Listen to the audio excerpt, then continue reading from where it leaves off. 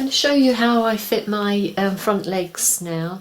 This one I've got roughly in place, and I'll show you how I've done that with this one on the right. First of all, I use these big pins to hold the front leg and back leg together so it keeps it in the place. Peel back the patches and the liner or the shell fabric, and that will give you an idea of how long you want to have your wires. So it's going to touch the body about there, so I'm going to chop them off at that point there.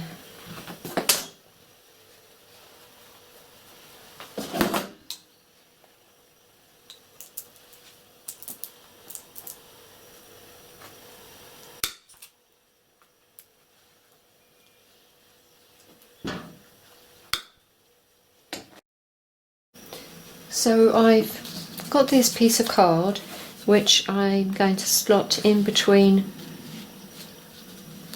the wadding and the shell fabric. I'm going to pop it back onto where it should be, in line with the other one, and that will help with the transition between the leg and the body.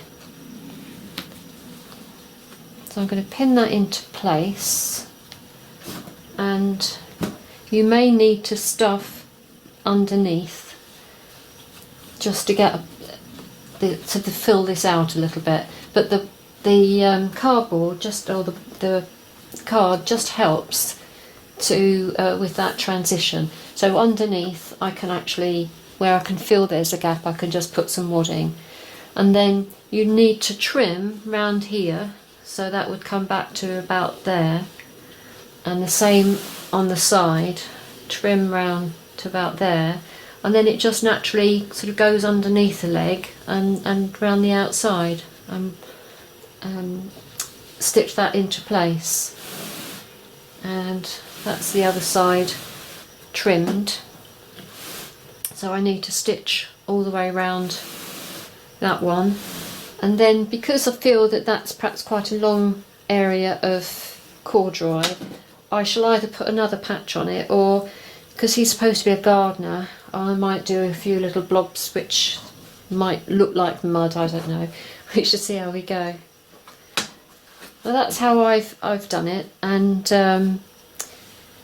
there's a lot of other pictures on the site now though, so you can get all sorts of ideas on how to do it. But again, thinking about that underneath there are just a little bit of it does need a little bit of wadding just underneath to fill that gap, but that's how you get a nice finish to it.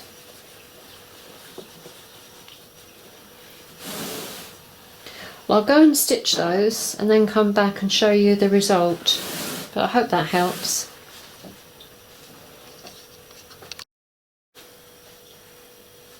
So that's the legs completed now.